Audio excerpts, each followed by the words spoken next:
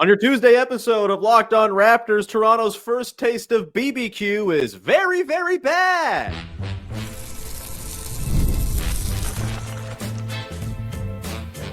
You are Locked On Raptors, your daily Toronto Raptors podcast, part of the Locked On Podcast Network. Your team every day. Hey,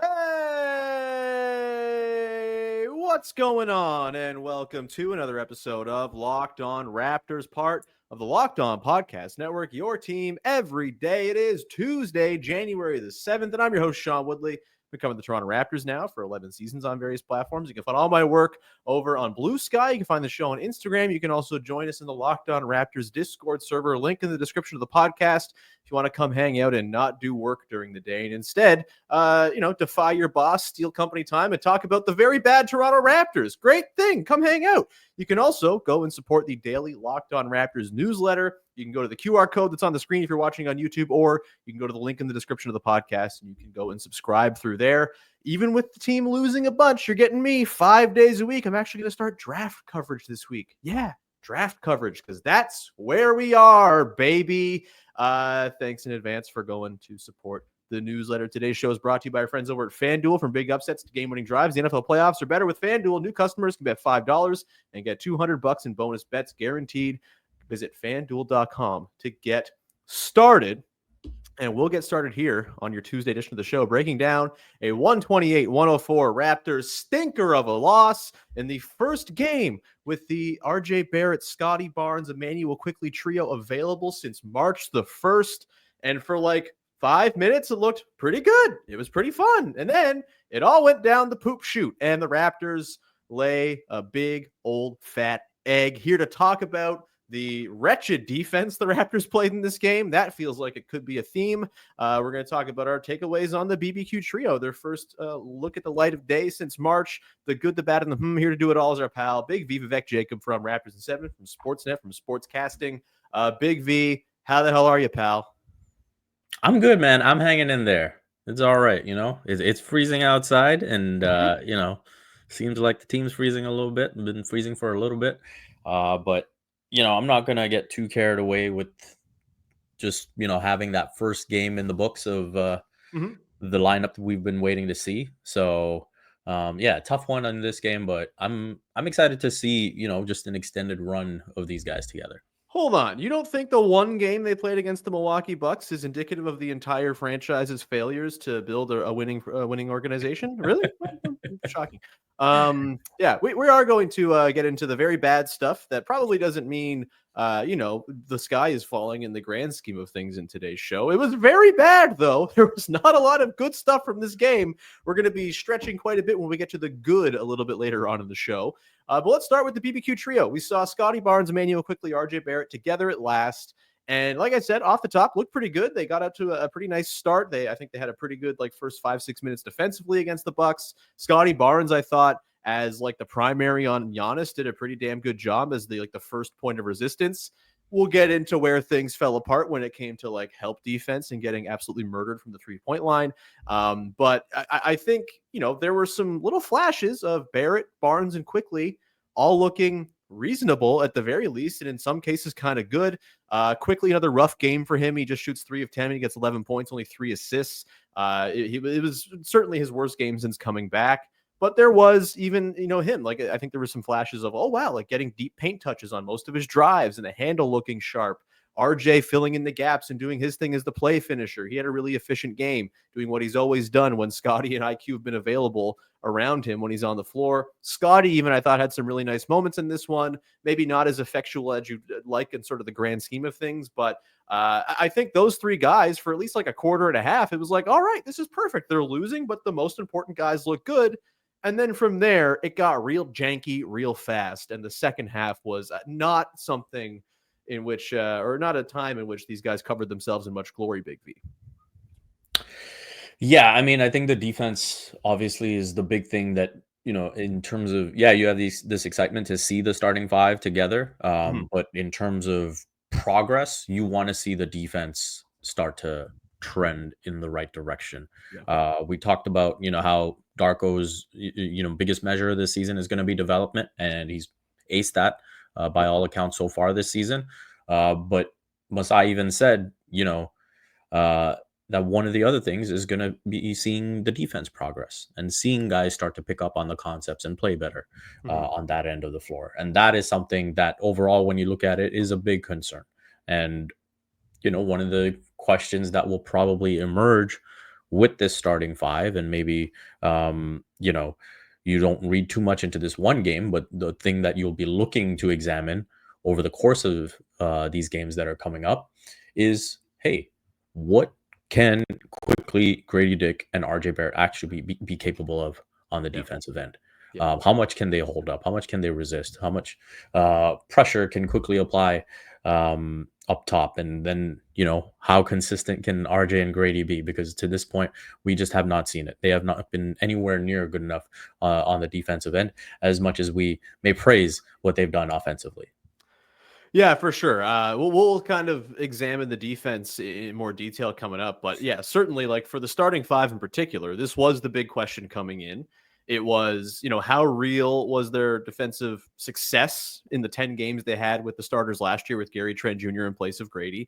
And like, how much of a drop off is Gary Trent Jr. to Gradey defensively? I didn't think necessarily all that much. Maybe Gary Trent Jr. was the key to the defense for that lineup, because last night they got absolutely waxed when they were out there. Really rough one for Gradey on both ends. I'll probably get into him a little bit later on in the good, the bad, and the guess which part he'll come up in.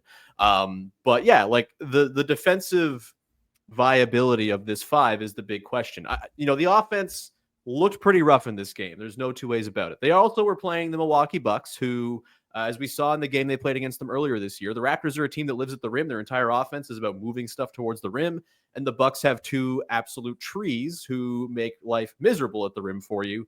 The Raptors couldn't really get into their stuff the way you'd like. I think there will be, and look, I know people roll their eyes and say, oh, the excuses, when Darko Rajakovic after the game says they need time and rhythm and they need to play together. Like, I'm sorry, maybe that sounds like an excuse, but like, it's also a real thing. Like, you need to have continuity and chemistry for both offense and defense. And what we saw from these guys last night is not going to be what we see, I reckon, over the next month or two that they get to play together. If it is, then we got bigger problems on our hands for sure. And you can have all of your meltdowns that you want, but there is going to be better days ahead for this group. But the overall defensive equity in that 5-man unit is it's tough to square right now if Gradey Dick is going to be getting spun around and like ending up with his back to the play all as often as he does, and RJ is going to keep on getting back cut like it's his job. What did you think of the way the offense in particular very quickly here operated? Like, how did you find the chemistry? It still feels like they're sort of figuring things out, the beats and rhythms of how they play with one another. Adding Barrett in obviously is another piece to the equation they're sorting out. I do think you squint and there's something there, and it seems like they're still yet to really kind of find peak Darko ball that they were kind of playing earlier in the year. It seems like they're still kind of in this desperation offense they were in throughout the month of December, where it's kind of stagnant. There's not a whole lot going on. The elbow action seems a little bit less frequent. Like, what are your sort of quick reads on the offense and how those guys interacted on the court with one another? So I think I'll start with, I kind of made a list of things I want to see from this group over the course of these games. And so I'll start there. And so one of the key offensive questions I've been asking myself is, in terms of the viability of offensive options, Quickley is obviously very comfortable operating the pick and roll with Jakob Poeltl. Yep. Right. And I think early on we saw that, where it's like, hey, like, let's go to this action. Like, this can be a real driving force for us. Let's get it going. And so when that happens, I feel like Scottie just kind of gets a little lost. Sure. And so it's about how can you get to a point where maybe IQ and Scottie actions become something that's just so inherent for IQ to just say, hey, this is where we're starting. This is our bread and butter now, right? And so I think when that happens, what's Yak's role in the offense, right? And, if it's being a great screen setter for everything that's going to come of it, then great. That's where maybe you also get to maybe some hard questions about, okay, maybe if for that action, is it better to have a spacing five? Those are things that we'll just learn over the course of these guys just playing together. And so I think that's where maybe we see a bit of the clunkiness. It's like, okay, what is each person's role when a particular action is happening? Yeah. And I think that stood out to me early on, where it's like, okay, yeah, Quickly just knows exactly what he's doing when he's in the pick and roll with Yak, and maybe that isn't quite there yet with Scottie, and maybe that's why we don't see that sort of natural chemistry yet. Totally. I think that's a really well articulated point. I think the first 5 minutes of this game, it was kind of awesome. It was like, all right, they're going to run Gradey pick and roll with Yak, and then it's RJ pick and roll with Yak, and then it's Quickley pick and roll with Yak. And you're totally right. Like Scottie got a little lost in that. There is sort of like almost a situation where I think they kind of get tunnel vision a little bit when it's like straight pick and roll, where it's like the only thing that can happen here is either Quickley or Yak is going to score, right? Where I think the way you kind of get the defense into the meat grinder a little bit is, okay, you get that initial action and then boom, you kick to Scottie on the wing, and then Scottie's attacking a closeout, which is super dangerous and super deadly. And then he's getting into his mid-range office, and then you're seeing defenses panic about that because he's like 55% from mid-range or whatever it is. And then all these things kind of layer on top of one another, and then it becomes the sort of system that is, quick, fast decision making. Everyone can make a play, and you're getting good stuff. It feels like, if it's like a chain link that you're trying to get going together on the offense, they're like 1 or 2 chains long right now, and they need to elongate that and sort of figure out the next beats in each possession. I think that's pretty well put. And yeah, I mean, we saw the doomed IQ-Scottie attempted 2-for-1 at the end of the first half in this game, where at one instance it's Scottie or IQ screening for Scottie. Scottie takes the screen, and then Gary Trent Jr. just kind of jumps it and gets a steal, goes the other way. Then they come back down. Dame is in Quickley's shirt. He's trying to set up the pick and roll at the end of the quarter, and Scottie comes up and just like sets kind of a nothing screen, slips. There's a double on Quickley. He gets the backcourt violation. Like, that's the stuff that is going to have to get ironed out. I still think there's the complementary skills are so obvious with those guys that they're going to figure something out at some point here, and they have a lot of time to do it. And we saw in that first game against the Nets, like the way those two guys can sort of work off one another is really nice. And I think, Yak is sort of a space filler, a baseline guy who can kind of get those floaters off and dump offs and things like that. Like, there's ways for all these guys to interconnect well. We just have to see more time with it, I think, is the real case. I'm not worried about the offense. The defense, we're going to examine a little bit more coming on the other side, because that feels perhaps a wee bit more concerning. We'll get to that coming up in just one sec. Today's show is brought to you by our friends over at PrizePicks, the single best place to go and play daily fantasy sports. You should really check them out because it's just how it should be. It's just you against your projections. It's not some shadow expert in the background in a basement with a lineup you can't beat. It's just you against your own ability to pick more or less on player projections. Here's how it works. You pick more or less on at least 2 players for a shot to win up to 1,000 times your cash. That's right. Think LeBron's going to drop 30 points. Maybe Luka's getting more than 8 assists, or Immanuel Quickley's going to get more than 6 assists, which was a good bet until last night. You can do all that. PrizePicks lets you make your predictions and put your money where your mouth is in just 60 seconds. PrizePicks, super fun. Again, it's how it should be. You're not going up against a million other lineups and hoping to beat them. And they have all kinds of things like injury insurance and other ways that make the experience super fun, super user-friendly, very sort of, if you're not like a huge daily fantasy sports player or a sports wagerer, it's a nice way to just kind of have a little action and have some fun as you watch your favorite players play. Now's the perfect time to join. Download the app today. Use the code LOCKEDNBA to get $50 instantly when you play your first $5 lineup. That's right. No need to win to get the bonus. It's guaranteed. PrizePicks, run your game. Back at it here with Big V, Vivek Jacob from Raptors in 7, his lovely Substack newsletter. The newsletter boys here on your Tuesday edition of the show. The defense against the Milwaukee Bucks, and just in general, it's been hard times for the defense of late. They've fallen at 25th in the NBA in defensive efficiency. Not great, Bob. And then in this game against the Bucks, might have been their, I think, most disjointed defensive performance. I even lump in the game against the Grizzlies where they gave up the franchise record 155. Like, this game against the Bucks felt very light on defensive ideas, very light on actual proper execution.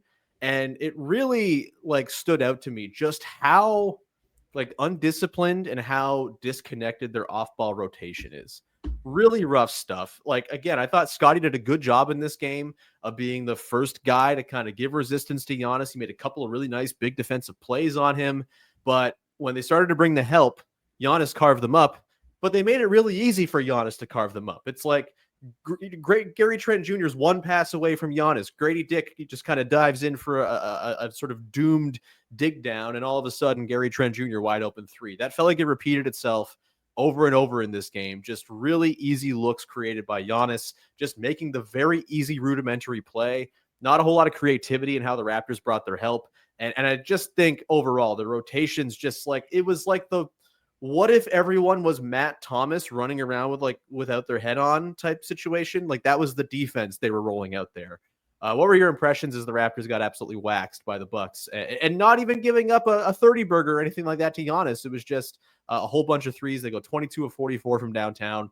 Yeah, there's some bad shooting variance in there, but for the most part, I think the looks they got were super crisp, super easy, and the rotations were just not on a string at all.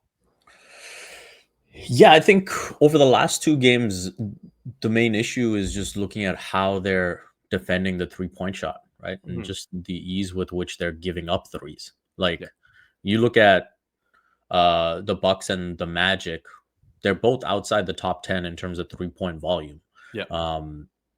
And so I think the Raptors have given up like 88 threes in the last 2 games.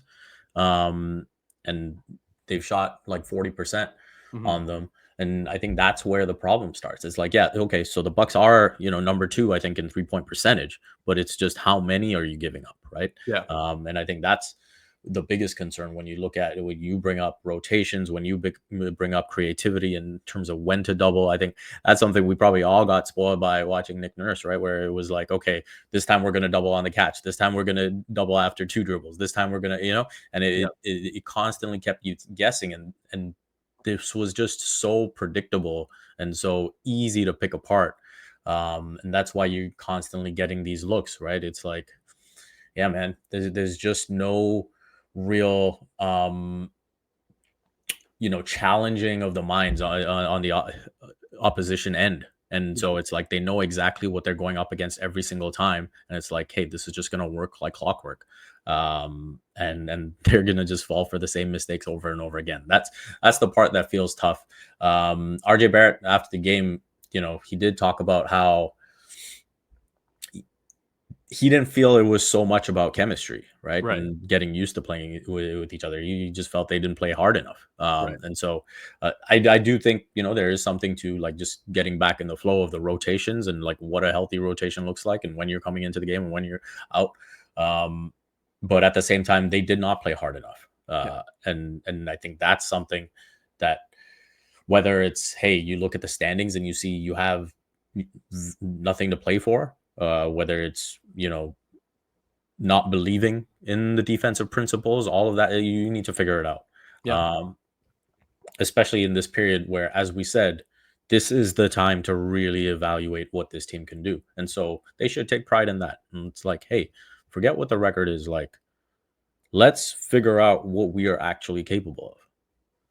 Totally, right? Like, I mean, this is the loser ass team stuff that seeps in when you opt to rebuild, right? And there's a reason that for most teams that are bad, defense is the thing that takes the longest to come around on.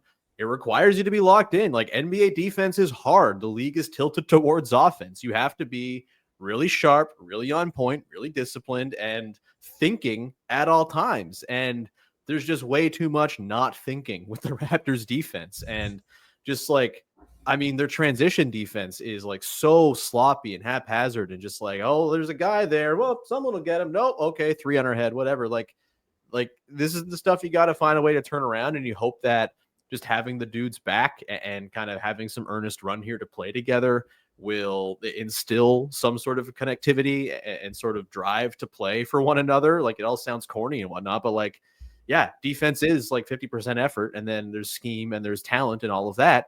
That come into play. And look, the talent's not high here. This is not a good defensive roster. And young teams, young players suck at defense. Like this is just what it is. Jacoby Walter, Jamal Shed, these guys are bad at defense right now. Gradey Dick, really bad at defense right now. There's less of an excuse for RJ Barrett. I think Scottie has been fantastic defensively this season. I think it's kind of being slept on what a leap he's made as a defensive player. I think this is easily the best defense he's ever played. But one guy, and sometimes Jakob Poeltl is not going to account for the mistakes of a bunch of guys who just don't seem to have it. I am interested to see, do they test out Ochai Agbaji in that Gradey Dick spot at some point if Gradey keeps on struggling here, just to see. It's not like Ochai's been incredible defensively either. I thought his rotations last night were really rough. It seems like the thing that gets me, man, is like anytime it gets like kicked over to the weak side, there seems to be just like very little understanding of like who's rotating to the corner, who's rotating to the wing. Sometimes they both go to the same place. Sometimes they both just go to the middle and two guys are open. Like it is baffling. Like having watched the 2019-20 Toronto Raptors, where that team was as on a string as any team has ever been on a string. If that team was on a string, the Raptors are bound together by like wet noodles. It's just, there's no principle or connectivity tying them together at all. They got to sort it out, man. Like this will be the thing. Like if they get to the end of the season and, you know, people start calling for heads to roll, like the defense being this without ideas is going to be the thing that costs people jobs, right? Like this is the type of thing that if it spirals and you lose and you win 15 games, like as much as it will be unfair, probably, this is the stuff that will eventually cost people their jobs. And like, it's just got to be better, man. I miss watching good defense, Big V. It's like my favorite thing, and they stink at it. They stink out loud. We'll come back on the other side here, Big V. Rattle through the good, the bad, and the to round things out. The good, boy, oh boy. Will we find anything? We'll try. We'll get to that coming up in just one sec. Today's show is brought to you by our friends over at FanDuel, the #1 sports book in North America. From big upsets to game-winning drives, the NFL playoffs are better with FanDuel because right now, new customers can bet $5 and get $200 in bonus bets guaranteed. That's $200 in bonus bets, win or lose. The FanDuel app gives you everything you need for live bets, same-game parlays, and so much more. All you got to do is go check out the website and peruse, right? Maybe you want to throw some money down on, your favorite football team making it through the playoffs. Or if you're, say, a Buffalo Bills fan and you want to be happy and you want to bet against your team so that if they lose, like they probably will, you get some money out of the deal, you can do that as well. The happiness hedge is a way to keep things all right as the season trudges forth and the inevitability of the Kansas City Chiefs comes to roost. You can go and play around on all sorts of sports as well. You want to make some, throw down some money on who's going to sign Alex Bregman in the MLB. You can go do that. Just visit FanDuel.com to join today and get started with $200 in bonus bets. That's FanDuel.com. Make this playoff season unforgettable with FanDuel, an official sportsbook partner of the NFL. And I'm sorry for saying the MLB. Back at it here, wrapping it up with the good, the bad, and the thing we do after every Toronto Raptors basketball game. Thing we liked, thing we didn't like, thing that's got us a wee bit intrigued from the latest in Toronto Raptors hoop. The good, I'm going to make you go first on this one, put you on the spot. What you got for your good? Look, I do think Scottie played pretty good defense on Giannis. Yep. I think that will probably be, I will go specifically with a play when he picks off Giannis and goes down the court and throws down a pretty sick windmill. Pretty sick windmill indeed. God damn. Glad you mentioned that because that dunk ruled. Yeah. Back when it was like 9-9 and it was all sunshine and roses. Yeah, exactly. I was going to say that was probably as good as it got for the Raptors on the night. Pretty much right after that, I think, is when Quickley tried to pull up for the 1-on-3 triple and got rejected by Andre Jackson, and that was pretty much the the TSN turning point right there. Yeah, from the gondola, I was just like, I loved the idea of a pull-up three in transition. I'm a child of Kyle Lowry, but I also saw Andre Jackson just screaming down the court. Knew Quickley couldn't see him, and no one else seemed to call it out. And boy, oh boy, that was loud. Yeah, all downhill from there, man. Rough stuff. Sick windmill. It was a sick windmill. It's a great windmill dunk. We haven't seen one of those in a while. I'm a pro windmill. My good. I mean, I guess like getting the gang back together is objectively good. I know it sucked that they lost and got waxed and it was terrible and everyone thinks this is just what the team is. It's probably not true. Things will get better. Things will improve from here, surely. And if they don't, then that's also important, valuable information going into the offseason as well. This is what you sign up for when you choose to be bad by design. Sometimes the results you get are not going to be what you hope for, and then you pivot and react to that. Either way, getting the gang back together to actually learn about this team in earnest is very good, and this is a data point. one of what will be many data points to come. And it's nice that, after 10 plus months of waiting, we actually get to see this team as intended. And maybe they stink. Maybe like totally on the table that they just stink. And things are a lot less rosy than they maybe seemed early in the season when they were spunky and punchy and try hardy. And they seemed like they were going to overcome their injury stuff and be kind of frisky throughout the year. You hope they can get it back. A nice January, February run here would be truly delightful. We shall see. But getting the back is the good. I guess Jacoby Walter was fine in his minutes. More Jacoby, I guess. I don't know. But yeah, hard to pull things other than they got their guys back. Yay! And also the dunk. What's your bad? Oh, what do I pick? No, I will. One of those gestures broadly at all of it situations. One of our favorites. Yeah. No, I think with this one, I will probably go with Gradey Dick. I just think he's been flat for a little while now. I think I would probably say the home game against the Knicks is probably the worst game he's had this season. And I feel like this is all within just like a general lull that he's in. And I think part of that is probably just how much he was tasked with in these first couple months of the season. Totally. And he probably needs the All-Star break right now, but he's just gonna have to power through another month somehow. He's gonna be the Rising Stars game, baby. He's gonna go put in some work. If they win, he's gonna have to play in the All-Star game because that's a thing now. Yeah. So, I think this is a bit of a wall that he's hit here, and there's no respite coming, and he's just gonna have to find a way to grind through it, or we might just see this carry over for a little while. This is where maybe even just getting Ochai in the starting lineup just gives him a bit of a breather, and he takes on fewer minutes for a little bit and just finds his rhythm again, and then maybe you can put him back in the lineup. But yeah, I think in a perfect world we'd be at Feb 7, Feb 8, whatever it is, and going into the All-Star break, and he comes back looking good. Yeah, it'd be nice. You know how much like the hamstring still might be a thing as well. I know that's the thing he was dealing with. Hamstrings are one of those things that hangs around and are annoying. Hopefully everything's all right in order there. I mean, I do like the idea of putting him on the bench, swapping in Ochai, and then having the oops all blow-bys group of Olynyk and Dick guarding pick and rolls in the second unit. Yeah, not great. I guess my bad. Can I just say the bench in general? I was going to say Grady, but you took it. Yeah, the bench was not good in this game. Kelly Olynyk, pretty rough stuff. I don't know, man. There's still moments offensively where he does nice connective things. And as bad as he is overall on defense, he still does old man, big hands things sometimes where he just rips a ball from a dude's hands or swats it away or has a nice dig down. And, that kind of makes his game defensively. But yeah, he was really rough in this one. Not the game for him against the Bucks. The Bruce Brown stuff, looked really great the first game. It's kind of fallen off since then. I don't think he's quite found his niche or role. Would kind of be interested to see if I know they started or they kind of threw him in place for Grady early, I think in the third quarter, if I'm not mistaken, or in one of their stretches with the starters in the second half. Maybe he gets a look at starting. That might be light on shooting. He's a fine-ish shooter. No one really cares about him shooting, but that's a consideration if you're trying to build up his value before the deadline, if that's a thing, which I don't really think is a thing. But yeah, there's Jamal Shed, I thought was pretty rough in this one. Very much looking like a rookie, 1 of 6, 0 of 2 from deep, kind of doing Jamal Shed stuff. Just rough stuff from the bench overall. Not to say the starters were any good because they weren't, but the bench also I didn't think provided really anything in terms of offensive production to help carry things forward either and sort of stem the tide while the starter sat. What you got for your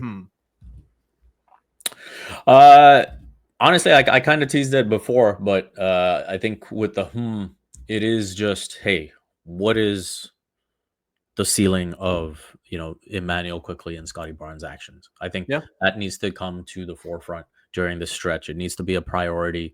And if it needs to be force-fed by means of Darko just saying, hey, we are going to do this over and over and over till you guys figure it out, we are going to do it. Because guess what? Those are the two guys with the big extensions. Those are the two guys that are looked at as the faces of the franchise moving forward. And so you need to prioritize that. And we've waited a long time. We are in 2025 already to see these guys in action together. And yeah, you can't take health for granted. So just prioritize that as much as you can, and let's learn. Yep, totally. My is we really rolling with minutes without RJ, Scottie, or IQ on the floor? Really? Yeah. What? Why? What's that doing for anybody? Like, I get it. They're trying to throw different stuff out there. They're trying to get looks at different lineups and configurations. There's no world in which the good version of this team should be playing without those three guys on the floor.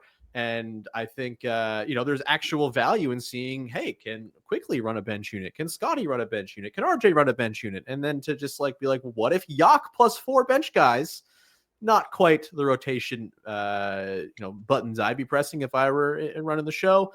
Look, I'm not someone who ever thinks coaches intentionally tank, but seeing those types of lineups really makes you wonder. We've seen quite a bit of evidence this season. Yeah, hopefully it's the tinkering and the trying to establish some sort of rotation pattern. I really hope they do land on something concrete. I love Dwayne KC lineups. Just like for the regular season, that's how you win games. That's how you build continuity and structure and all that stuff. Hopefully we see something resembling more sensible second units. I guess a quick bonus. Goodbye, Bruno Fernando. We hardly knew ye. Thank you for the big dunk. Sayonara, pal. What do they do with that last roster spot? Probably Jameson battle, but we'll see. We'll talk about that more, I'm sure, at some point another day. Big V, you got to go. Anything you want to promote for the good people before we get out of here? Usual stuff. You can check out my stuff at Sportsnet, the newsletter, Raptors in 7. Doing some stuff over at Sportscasting and Basketball Insiders. And you can follow it all on Twitter and Blue Sky at Vivek Jacob.